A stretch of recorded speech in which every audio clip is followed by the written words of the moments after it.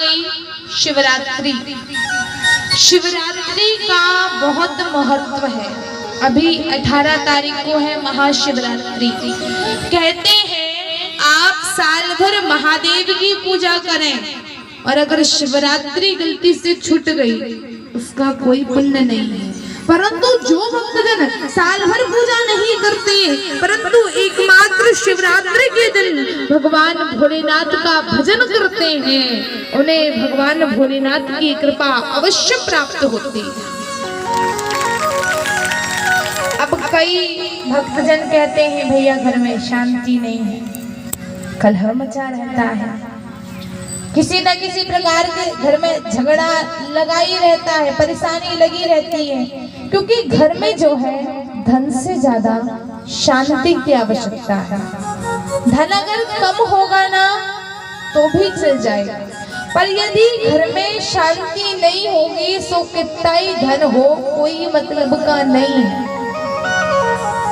तो यदि घर में शांति चाहिए तो शाम की संध्या के समय भगवान भोलेनाथ का भजन अवश्य करें। शाम की संध्या के समय कोई भी कार्य गलती से भी ना करें, केवल पूजन पाठ, ना भोजन करना, ना सोना, ना घूमना, ना नाचना गाना, कुछ नहीं। शाम की संध्या के समय भगवान भोलेनाथ वृषभ पर आरूढ़ होकर माता पार्वती के साथ में गणों के साथ में घूमने निकलते हैं। अब महादेव जी आए और हम लोग को कोई सो रहा है, कोई खा रहा है, कोई बातें कर रहा है, इसलिए इस समय केवल पूजा पाठ करें। जो मनुष्य पूजा पाठ नियम से करते हैं, खासकर शाम का तीनों संध्या है, सुबह की संध्या दैविक अनुष्ठान के लिए, मध्याह्न संध्या सकाम भाव यानी कोई चीज आपको चाहिए तो अर्थ प्राप्ति के लिए दोपहर की संध्या, और तीसरी संध्या घर में शांति लाने के लिए की जाती है। सुबह की संध्या कब होती है? जब आकाशे से नक्षत्राम, जब आकाश मार्ग में नक्षत्र दिख रहे हो, थोड़े थोड़े तारे दिख रहे हो, जब सुबह सुबह उठते हैं दिखते नहीं हल्के हल्के तारे से, उस समय। मध्याह्न है मध्य भास्करम, मध्याह्न संध्या कब होगी?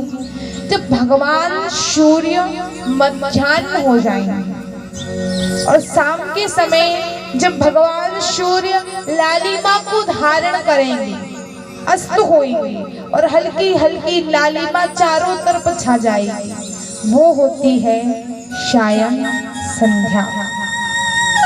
शिवरात्रि का इतना महत्व है, जो भक्तजन शिवरात्रि के समय रात्रि भर जाग करके महादेव की चारों पहर की पूजा करते हैं। हम में इतना सामर्थ्य नहीं कि भैया हम पूरे तरीके से करवा पाए, तो ज्यादा नहीं तो चारों पहर में कम से कम 1 लोटा जल, थोड़ा सा दुग्ध और बेल पत्र तो भगवान को अवश्य अर्पित करें। भगवान महादेव को कोई और अर्पित करें या ना करें, पर जल उसमें दुग्ध मिलाकर या अलग से दूध में हो सके तो हल्का सा गुड़ या चीनी मिला लें, भगवान को अत्यंत प्रिय है। उसके बाद में अभिषेक करें, फिर भगवान भोलेनाथ को चंदन लगाएं। हो सके तो जब हम भगवान की पूजा कर रहे हैं तो उस समय अपने कंठ में रुद्राक्ष पहने और स्वयं भी त्रिपुंड लगाए, क्योंकि कहते हैं बिना भस्म त्रिपुंडेन बिना रुद्राक्ष मालया पूजितो अपि महादेवो न स्यात् तस्य फलप्रदम्। बिना भस्म त्रिपुंड के और बिना रुद्राक्ष माला के यदि हम भगवान भोलेनाथ की पूजा करते हैं तो ना स्यात् तस्य फलप्रदः, उसका फल हमें प्राप्त नहीं होता।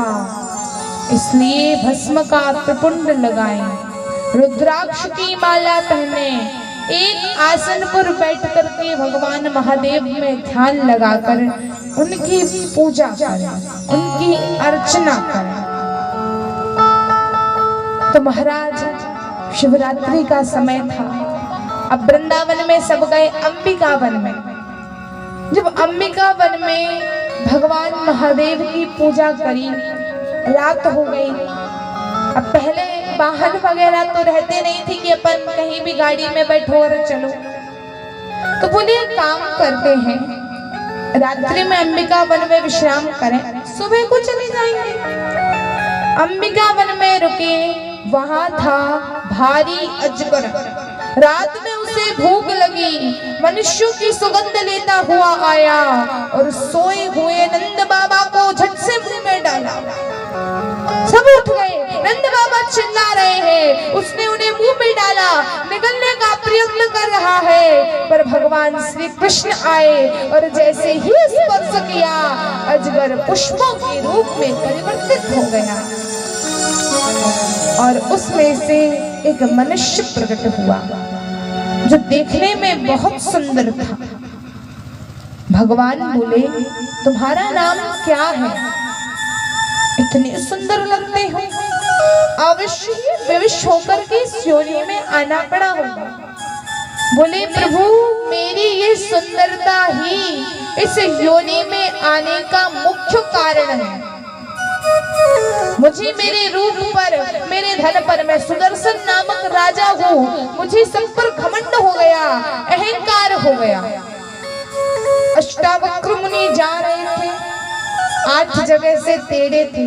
अब जो 8 जगह से टेढ़ा होगा तो आप समझ सकते हैं कैसी चाल होगी, ऐसी ऐसी थोड़ी टेढ़ी मेढ़ी चल रहे थे। पीछे से ये देख रहा था, देखा और हंसने लगा, ठहाके मार मार के। अरे देखो तो क्या नागिन जैसी चाल चल रहे हैं। अष्टावक्र ने कहा, तू मेरा परिहास उड़ाता है तो जा, मैं तुझे श्राप देता हूँ, तू अजगर बन जाएगा। इसलिए कहते हैं कभी भी किसी का परिहास ना उड़ाएं, कभी किसी की हंसी ना उड़ाएं, क्योंकि जिस दिन समय ने आपकी हंसी उड़ाना प्रारंभ कर दी ना, उस दिन उस हंसी का मूल पता चल जाएगा महाराज। इसलिए जो जैसा है वो उसके कर्म है। इस संसार में पूर्ण रूप से कोई भी ज्ञानी, बुद्धिमान या पूर्ण रूप से तृप्त, हम कह लें कि किसी के पास सब कुछ हो, ऐसा संभव नहीं है। किसी ना किसी चीज की कमी हर इंसान में है। बोले रूप है, बुद्धि नहीं है। बुद्धि है तो ज्यादा अच्छा रूप नहीं है, बुद्धि है, रूप है, धन की कमी है। बोले बुद्धि भी है, रूप भी है, धन भी है, चलो भैया तीनों हैं, अच्छे हैं, पर उसके बाद में घर में कलह मची रहती है, अहंकारी हो गए। सब चीज होने पर अहंकार आ गया, अब घर में कलह है, घर में शांति नहीं है।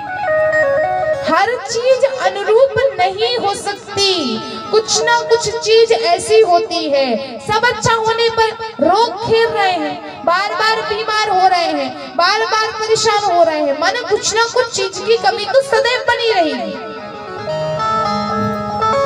और दूसरे के पास भी यदि कुछ कमी है, हो सके मदद करें, किसी का परिहास ना उड़ाएं, कभी किसी के साथ में बुरा ना करें। भला किसी का कर न सको तो बुरा किसी का मत करना। पुष्प नहीं बन सकते हो तो कांटे बनकर मत रहना। अच्छा बन सके तो करो, वरना जय राम जी, किसी से कोई व्यर्थ मतलब ना रखो। अब बोले प्रभु मुझसे तो साधु की अवज्ञा हो गई, उसमें भी यदि मनुष्यों में भी यदि किसी साधु की अवज्ञा करी तो साधु अवज्ञा तुरंत भवानी करी कल्याणी अखिल के हानि। साधु की अवज्ञा करने पर मनुष्य को तुरंत उसका मोल चुकाना पड़ता है। भगवान ने उसे मुक्त किया। कुछ समय बाद 2 यक्ष आए जो भगवान की गोपियों को लूट करके ले जाने लगे। अब भगवान ने देखा, भगवान पीछे पीछे दौड़े। श्री कृष्ण बलदाऊ ने यक्षों को पकड़ा एवं भगवान गोपियों को उनसे छुड़ा कर वापस ले आए। बोलो राधे राधे राधे। अब शिवरात्रि गई। अब शिवरात्रि के बाद में कौन सा त्योहार आया? होली का। वृंदावन में होली की तैयारी हुई। पहले के समय में बहुत मर्यादा चलती थी, तो होली के समय में क्या करते, अंदर अंदर सबने एक एक टीका लगा दिया, होली की बधाई हो, होली की शुभकामनाएं हो, और बस होली मन गई। जिसमें जो गांव की बहुएं होती थी वो तो बेचारी कभी होली मना ही नहीं पाती थी, इतनी मर्यादा जो थी। तो भगवान श्री कृष्ण ने कहा इस बार जो होली मनाएंगे इसमें किसी भी प्रकार की कोई मर्यादा नहीं होगी। बड़ा छोटे को रंग लगा सकता है, छोटा बड़े को लगा सकता है, सास बहू को रंग लगा सकती है, बहू सास को तो ठीक है, ससुर को भी रंग लगाएगी। होली की तैयारी हुई, जो रंग में नहीं भीगा कान्हा ने जबरदस्ती पकड़ करके रंग में भिगो दिया। कान्हा ने टोली बनाई, अब तो घर में से निकाल करके कान्हा ने रंग में भिगोया।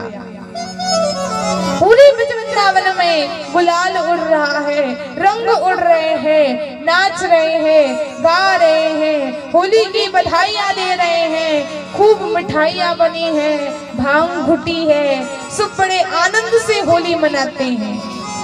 एक गोपी आई, भगवान को पकड़ा और भगवान को कोने में ले जाके खूब रंग लगाया। रंग की बाल्टी उड़ेली, गुलाल भगवान के गालों पे मसल मसल के रगड़ रगड़ के खूब लगाया और बाद में बोल रही और आना होली खेलने। कान्हा को क्रोध आया, कान्हा ने भी रंग उठाया, उसके गाल में खूब मसल के लगाया, उसकी चोटी पकड़ के खूब रंग लगाया। गोपी बोली कान्हा मैं किसी के भी साथ में होली खेलूंगी पर तेरे साथ में कभी होली ना खेलूंगी।